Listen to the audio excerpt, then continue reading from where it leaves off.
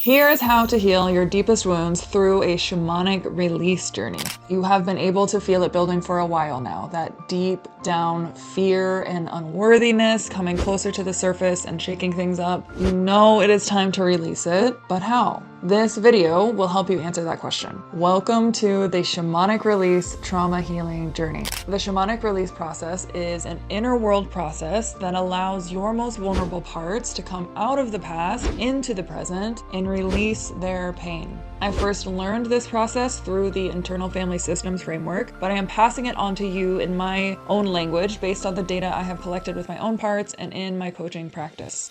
If you have taken your first steps into the inner world through parts work, and if you are ready for deeper inner healing, definitely like and subscribe to this channel because you are going to learn everything you need to know to do that safely. And ain't nobody talking about parts work the way that I'm talking about parts work. A couple of important items before we dig into the process. This process requires you to do some pre-work with your parts. In order to get the most out of this shamanic healing journey, you have first got to identify the vulnerable part you'd like to heal. Makes sense, right?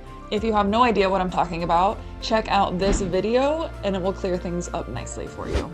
Another option is to begin this process simply by asking your inner world, lead me to the most vulnerable part that needs my attention right now. The other thing I want to say is this is a journey that is not meant to do alone. It is asking a lot to be able to hold a container for yourself and be in the thick of an actual healing process. It's like asking a surgeon to do their own open heart surgery. However, this process might be able to be done solo for some of your parts, so by all means try it out. But if you're having a hard time staying focused or are getting emotionally overwhelmed, I strongly advise you to get one-on-one competent support that can help you with the shamanic release process. And the last thing I want to say here is, have you checked in with your protector parts about this first? I recorded this video that walks you through checking in with your protector parts to ensure that you do this deep inner healing in a safe way. If you don't check in with your protector parts and get their explicit permission to do this deeper work, you could be at risk of backlash from them. You can do more harm than good by going too fast and trying to force something that your protector parts aren't ready for, even if it's in the name of healing. So go slow with this process. When all systems are a go for your protector parts, you can let yourself go really slow with the shamanic release journey. One of the biggest mistakes I see people make in their parts work practice is trying to go way too fast with it. This is especially true for this process.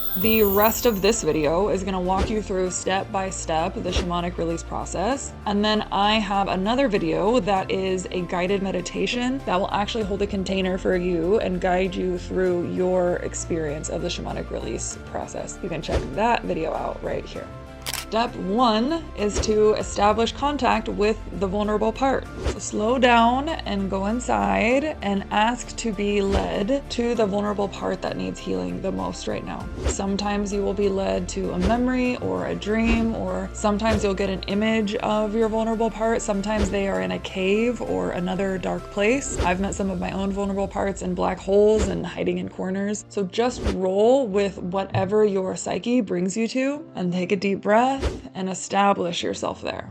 Step 2 is to establish a relational connection with the vulnerable part. So once you are in the same space as your vulnerable part, you might have a visual or it might just be a sense of knowing that this part is there. The first thing to ask yourself is, how am I feeling toward this part? The purpose of this question is to ensure you are in your essence and not in another part. So if you are feeling anything other than openness, compassion, or curiosity for this vulnerable part, see if you can get all the other parts that might be feeling fear or frustration to step back so you can be with this vulnerable part with as much of your essence energy as possible. You can watch this video about unblending to learn how to get better at that skill. Once you are feeling compassion or curiosity for the vulnerable part, the next step is to see if the vulnerable part can sense your presence in there with it. So sometimes your vulnerable parts can discern you right away, and sometimes it takes some time. So sometimes you have to gently reveal yourself. Then, once the vulnerable part can sense your presence in there, notice how the vulnerable part is feeling having you there with it. It might be relieved, or it might be scared, it might not know who you are, it might be skeptical. However your vulnerable parts feel toward your presence, let that be okay. Step 3 is to witness your part. Now it's time to ask the vulnerable part, what do you really need me to understand about what it is like to be you? They might show you memories, emotions, body sensations, or something else. The point of this witnessing process is to help the vulnerable part feel like you really understand what it's like to be them. Now, this part of the process can be a whole lot, but it is not too much for your essence. If you're getting overwhelmed at this stage, you can ask the vulnerable part to slow down so you can actually be with them instead of become them. It's important to let the vulnerable part show you everything that they need you to understand. So I encourage you to keep asking this part, what else? What else? What else do you need me to understand? Very often when I'm in these situations, I have a part of me that's like, okay, that's good. Like now we need to move on. Now we need to go to the next step. We need to get this part out of here. And I actually have to set boundaries with those parts that want to move too fast through this, because it is so important to hear from the vulnerable part themselves when they feel like you completely understand everything that they need you to understand. Step 4 is the redo. This is the step where you ask this part, is there anything you would like me to do back here that you wish someone else would have done back then? Some of my parts have had me stand up to my parents or set boundaries with people or express something that they weren't able to express back then. Sometimes my parts just needed me to help them make sense of what was happening. Sometimes there isn't anything and my part feels complete after me having witnessed them and they feel really understood. So just check and see if there's anything that this vulnerable part would like you to do for them back in that moment. Step 5 is to bring them out of the past and into the present moment. It is really important to check with the part itself to see if it's ready to come out of the past and if it's ready to come with you into the present. By this point, vulnerable parts will often be more than ready, but sometimes they're still hesitant. It's really important to not force things, because sometimes their hesitation is a sign that there is more that needs to be witnessed and that you need to understand and untangle back there.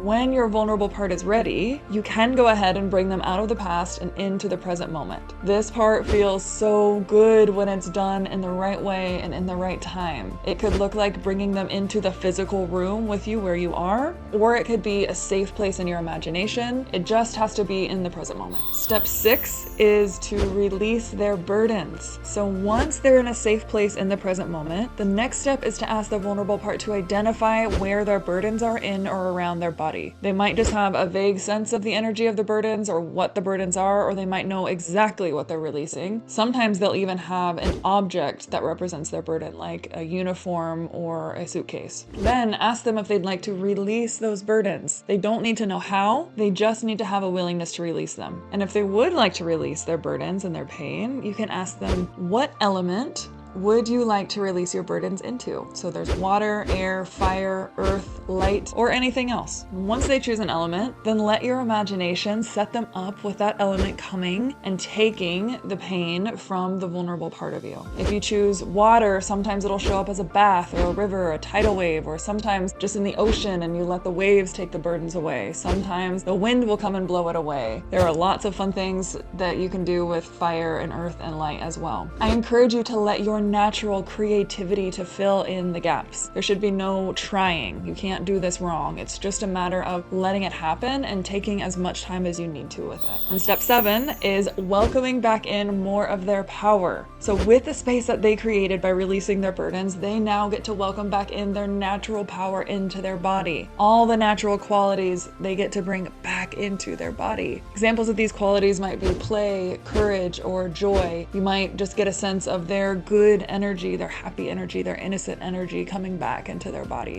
It's good to take some time after this process to really check in with this part and see how they are feeling now, and if there's anything else this part needs from you or would like from you at this time. And also don't forget to celebrate. You just participated in one of the most beautiful experiences that life has to offer. Now that you are familiar with the steps of the shamanic release journey, I encourage you to try it for yourself by listening to the guided meditation I created for you that will walk you through these steps, and so you can experience it as you go. I hope you enjoy.